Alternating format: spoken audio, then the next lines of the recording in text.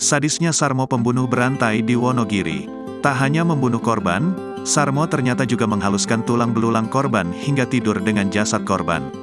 Alih-alih merasa takut, Sarmo justru merasa terbiasa tidur sendiri di tempat angker. Iya, pelaku pembunuhan berantai di Wonogiri, Sarmo, mengaku tidur di atas kuburan salah satu korbannya, yakni bernama Sunario, selama sekitar 3 bulan. Sarmo membunuh Sunario pada tanggal 27 April tahun 2022 dengan cara meracuni minuman korban, yakni mencampurkan es teh dengan potas atau obat untuk menangkap ikan.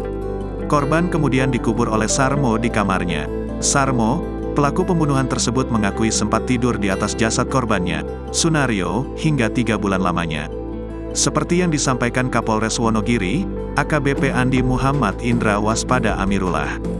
Korban dikubur persis di bawah dipan atau kasur, kata Andi saat jumpa pers di Mapolres Wonogiri, Sabtu, tanggal 9 Desember tahun 2023. Jasad korban dikubur dengan diberi serbuk kayu sisa penggergajian kayu. Itu didapatkannya dari lokasi usaha penggergajian miliknya yang ada di Desa Semagar, Kecamatan Girimarto, Kabupaten Wonogiri.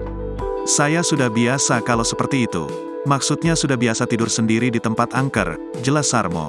Perbuatan pelaku kemudian terdeteksi oleh aparat kepolisian. Polisi mendatangi rumah pelaku lengkap dengan anjing pelacak. Pelaku coba menghilangkan jejak dalam kasus pembunuhan berantai di Wonogiri. Salah satunya dengan menumbuk potongan tulang milik korban. Kalau tulangnya saya tumbuk pakai potongan kayu jati. Tumbuk bakar terus sampai habis, ucap dia. Sekitar 5 jam, sampai buktinya hilang, imbuhnya. Selain itu, pelaku juga sempat menyiram sekitar lokasi mengubur korban dengan solar. Itu supaya anjing pelacak tidak bisa menemukan keberadaan lokasi itu.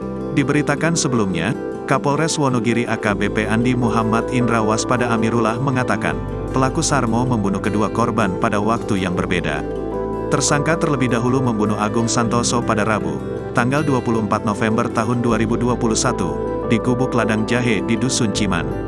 Antara Sarmo dan Agung memiliki hubungan kerjasama usaha grajen atau penggergajian kayu di Dusun Ciman.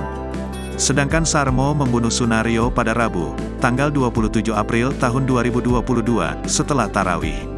Kejadian itu berawal dari Sarmo yang menggadaikan mobil Grand Max kepada Sunario senilai 48 juta rupiah. Saat dihadirkan di Mapolres Wonogiri, Sarmo mengakui perbuatannya. Sarmo mengatakan, dia menggunakan apotas untuk menghilangkan 2 nyawa korbannya itu.